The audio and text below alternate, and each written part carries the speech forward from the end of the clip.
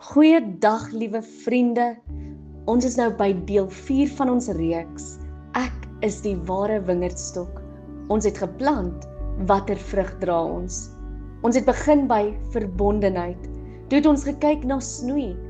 Daarna het ons gesien hoe die Gees ons vorm. En vandag kom ons by 'n baie diep vraag. Sal die vrug wat ons dra, bly?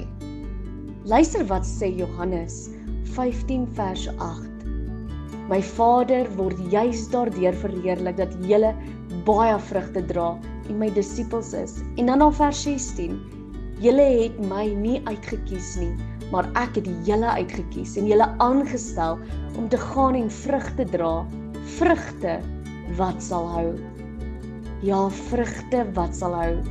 Het jy geweet, 'n wingerdstok dra eers werklik sterk vrug na ongeveer 3 jaar? Die eerste jare gaan oor wortels, oor vestiging, oor snoei.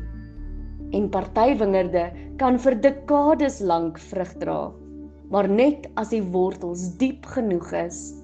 Dis presies waarvan Jesus praat. Nie net 'n emosionele besluit nie, nie net 'n geestelike hoogtepunt nie, maar 'n lewe wat oor tyd verander.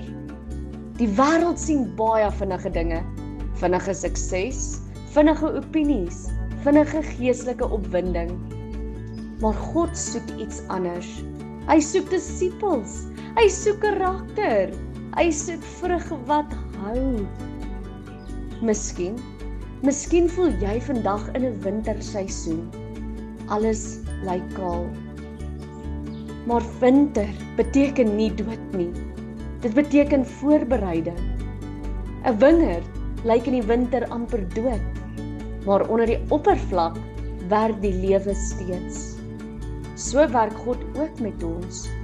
Die vraag vandag is nie net, dra ek vrug nie. Die vraag is, sal dit hou wanneer druk kom? Sal dit hou wanneer mense teleurstel? Sal dit hou wanneer ek deur 'n droë tyd gaan? Jesus sê, ek het julle aangestel. Dit beteken, jy is nie hier per ongeluk nie. God is doelbewus met jou.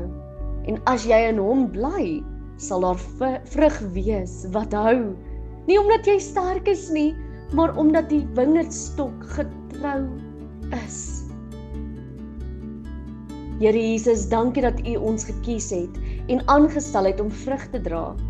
Dankie dat U nie net vir seisoen werk nie, maar vir 'n leeftyd.